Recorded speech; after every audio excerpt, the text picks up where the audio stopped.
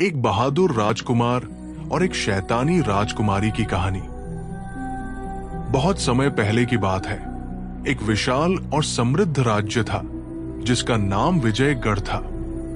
इस राज्य का राजकुमार अर्जुन बहुत ही साहसी, बुद्धिमान और न्यायप्रिय था। उसने तलवारबाजी, घुड़सवारी और युद्ध कला में अद्भुत महारत हासिल कर ली थी। पूरा राज्य उससे प्रेम करता था और उसकी वीरता की कहानियां दूर दूर तक प्रसिद्ध थी। दूसरी ओर पड़ोसी राज्य कालपुर की राजकुमारी निशा थी, जो अपने शैतानी स्वभाव के लिए जानी जाती थी। वो बहुत ही चतुर और चालाक थी, लेकिन उसका स्वभाव क्रूर और शरारती था।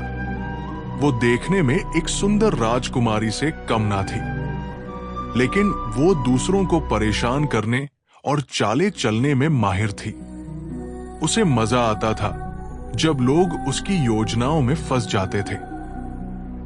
राजकुमारी निशा को विजयगढ़ राज्य को परेशान करने में आनंद आता था। वो कभी अपने जादुई मंत्रों से वहां के खेतों में तूफान भेज देती, तो कभी सैनिकों को भटकाने के लिए जंगल में माया जाल बिछा देती। लेकिन सबसे बड़ा संकट तब आया जब उसने एक भयंकर राक्षस कालकेट को बुलाकर विजयगढ़ पर हमला करवा दिया। राजकुमार अर्जुन को जब इस खतरे का पता चला तो वो अपनी सेना लेकर युद्ध करने चला गया। लेकिन जैसे ही वो कालकेट से लड़ने पहुंचा, निशा ने एक और चाल चली। उसने एक जादुई फंदा बिछाया, जिससे अर्जुन के सारे सैनिक गहरी नींद में सो गए।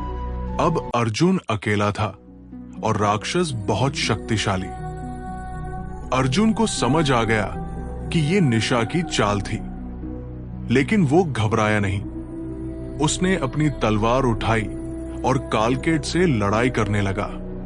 वो इतनी तेजी से वार कर रहा था कि राक्षस को पीछे हटना पड़ा। तभी अर्जुन ने अपनी तलवार से एक जादुई वार किया, जिससे राक्षस चकनाचूर हो गया।